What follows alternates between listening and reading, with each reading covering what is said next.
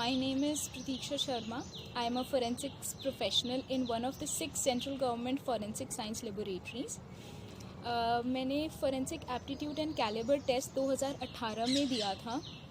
मैं बताना चाहूँगी कि ये एग्ज़ाम इंडिया में पहली बार कंडक्ट हुआ था एंड इसका एक्सपीरियंस मेरे लिए it was quite difficult because ना तो मैं किसी बहुत ही ज़्यादा वेल ऑफ या एजुकेशनली रिच फैमिली को बिलोंग करती हूँ और ना ही मैं पर्सनली अपनी स्टूडेंट लाइफ में कभी भी बहुत स्कॉलर या टॉपर टाइप ऑफ स्टूडेंट रही हूँ.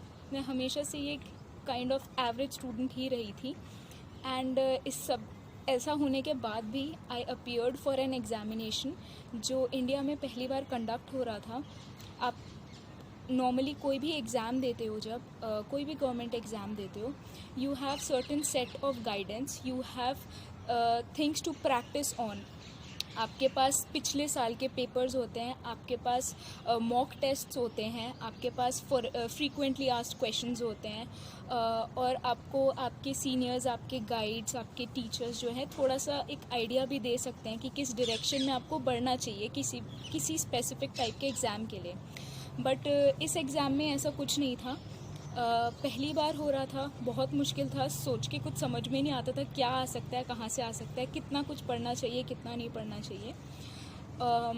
और ऊपर से मैं आप सभी को ये बताना चाहूँगी, जो भी लोग कोई भी गवर्नमेंट एग्जामिनेशन की प्रिपरेशन कर रहे हैं, इस बात से कोई फ़र्क नहीं पड़ता है कि आपका कॉम्पिटिटर किस हद तक टैलेंटेड हो सकता है. मैं आप सबको ये बात बताना चाहती हूँ कि फ़र्क इस बात से पड़ता है कि आप किस हद तक हार्ड वर्किंग हो सकते हो, राइट. बिकॉज़ हार्ड वर्क की कोई लिमिट नहीं होती है. आपको भी नहीं पता होगा कि आपकी हार्ड वर्किंग की कितनी ज़्यादा पोटेंशियल है. मेरे किसी टीचर ने मुझे एक चीज़ बताई थी कि सक्सेस वर्क से पहले सिर्फ़ और सिर्फ डिक्शनरी में आ सकता है, अदरवाइज़ कभी नहीं.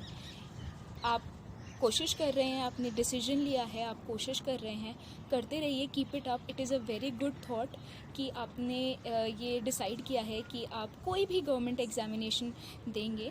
आई want you all to keep practising, keep working hard, do not lose hope and keep yourself motivated by one way और द अदर.